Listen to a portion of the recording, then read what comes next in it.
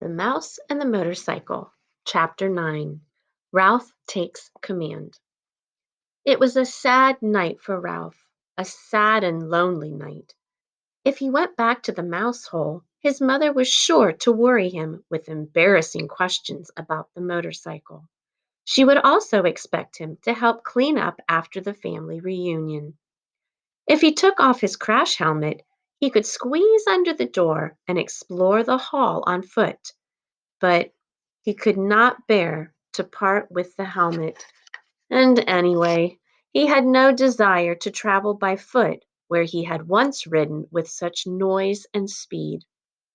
Ralph scurried through shadows on the floor to the curtain, which he climbed to the window sill. There he sat, huddled and alone, staring out into the night, listening to the kissing sounds of the bats as they jerked and zigzagged from the eaves of the hotel through the pines and back again. Around the window, the leaves of a Virginia creeper vine shifted in the breeze, and down in the lobby, a clock struck midnight. An owl slid silently through the night across the clearing of the parking lot from one pine tree to another. Ralph could remember a time when he had envied bats and owls their ability to fly, but that was before he had experienced the speed and power of a motorcycle. Early in the morning, the smell of bacon drifting up from the kitchen brought back all Ralph's dreams of the ground floor. It was not long until he was embarrassed to discover that Keith was awake and was lying quietly in bed watching him. "Hi," said Keith. "Oh, hello." Ralph wished he had returned to the mouse hole before dawn. "Well, I guess it's about time for me to go home to bed." Keith sat up. "Don't go yet. Wait until my folks get up." Ralph leaped to the floor. "I didn't think you would want to talk to me after I lost your motorcycle." "I may never have another chance to talk to a mouse." Ralph was flattered. It had never occurred to him that a boy would consider talking to a mouse anything special. "What would you like for breakfast?" asked Keith. "You mean we still get room service? After what I did?" "Sure." Keith pulled his knees up under his chin and wrapped his arms around his legs. "You mean you aren't mad at me anymore?" asked Ralph. "I guess you might say I'm mad, but not real mad," Keith decided. "I've been lying here thinking. It wouldn't be right for me to be real mad because I get into messes myself. My mom and dad tell me I don't stop to use my head." Ralph nodded. "I guess that's my trouble too. I don't stop to use my head." "They say I'm always in too much of a hurry," said Keith. "They say that I don't want to take time to learn to do things properly." Ralph nodded again. He understood. If he had waited until he had learned to ride the motorcycle, he would never have ridden off the bedside table into the wastebasket. "I'll never forget the first time I rode a bicycle with handbrakes," reminisced Keith. "I took right off down a hill. I had always ridden bicycles with foot brakes, and when I got going too fast, I tried to put on foot brakes, only there weren't any." "What happened?" Ralph was fascinated. "By the time I remembered to use the handbrakes, I hit a tree and took an awful spill." Somehow, this story made Ralph feel better. He was not the only one who got into trouble. "The hard part is," continued Keith, "I am in a hurry. I don't want to do kid things. I want to do big things, real things. I want to grow up." "You look pretty grown up to me," said Ralph. "Maybe to a mouse," conceded Keith, "but I want to look grown up to grown ups." "So do I," said Ralph with feeling. "I want to grow up and go down to the ground floor." "Everybody tells me to be patient," said Keith, "but I don't want to be patient." "Me neither," agreed Ralph. Someone stirred next door in room 216. "Well, I guess I better be running along," said Ralph. "Say, about breakfast. Sure. What do you want? How about some bacon? Suggested Ralph, remembering the fragrance that had floated up to the windowsill. And some toast? With jelly, agreed Ralph, and ran off to the mouse hole, eager to tell his family things were not so bad after all. They were still entitled to room service. But when Ralph reached the mouse hole, he found pandemonium. His brothers and sisters and cousins were huddled together, squeaking with fright. His mother picked up a bunch of shredded tissue and put it down again, only to pick up another bunch as if she did not know what to do with it. Uncle Lester and Aunt Dorothy were there, stuffing crumbs into their mouths as if they expected never to eat again. Dear me, Ralph's mother was saying. Whatever shall we? Oh, Ralph, there you are. Where on earth have you been? Never mind, we haven't time. Time for what? Asked Ralph.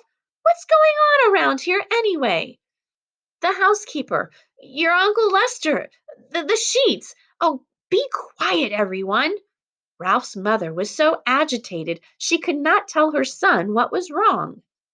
Uncle Lester swallowed a mouthful of crumbs. It's like this, Ralph. The housekeeper discovered a hamper full of sheets and towels and pillowcases with holes chewed in them. Oh, thought Ralph. Whatever had happened was all his fault. He might have known. I heard her telephoning the manager about it from her office, continued Uncle Lester. The manager came up and called in all the maids and the bellboys, and everyone had to look at the holes chewed in the sheets. It was quite a powwow. The motorcycle, thought Ralph. What happened to the motorcycle? There might be a chance it did not go to the laundry after all. You didn't happen to see a motorcycle in the housekeeper's office, did you? He asked. I was listening, not looking, said Uncle Lester. I am not foolhardy like some people around here. Ralph, you know what this means. His mother managed to pull herself together to say that much. It means war on mice, said Aunt Dorothy. It means traps, poisons, said Uncle Lester. Who knows? This time the management might even spend money on an exterminator. We have to flee. There's nothing else to do. And if we flee, the owls will get us, said Ralph's mother, causing the brothers and sisters and cousins to set up an awful squeal. Shh! The mouse mother fluttered her paws in alarm. Flee? Ralph was bewildered. Flee and leave room service? Room service? Exclaimed his mother. How can we expect room service after you lost that poor boy's motorcycle? It's okay, Ralph assured his mother and could not resist adding rather grandly. I've already ordered. Room service is bringing us bacon and toast with jelly. This news silenced everyone. A breakfast of bacon and toast with jelly delivered to the mouse nest without first being dropped on the carpet was not to be abandoned lightly. We want some jelly! We want some jelly! All the little cousins began to squeak. Be quiet, ordered Uncle Lester. Do you want them to find us? Ralph knew that no matter what the others chose to do, he was not going to flee from the hotel, not until he found out what had happened to the motorcycle. He was very sure of this, and all at once he felt calm and clear headed as he had never felt before. He knew exactly what his family should do. Be quiet, everyone, Ralph ordered, standing up straight so all his relatives could see him. I will tell you what we are going to do. See here, Ralph, interrupted Uncle Lester. You're pretty young to be giving orders to your elders. Now, Lester, said Aunt Dorothy, let's listen to Ralph. After all, he has our food brought up by the room service. No one else in the history of the family has managed that. This silenced Uncle Lester, and Ralph was allowed to continue. What we should do is keep quiet for a few days. Here he looked down at his little cousins, who for once in their lives were not squeaking. I will arrange for room service to bring our meals so we won't have to go scrabbling around in the woodwork or scrounging around in the rooms.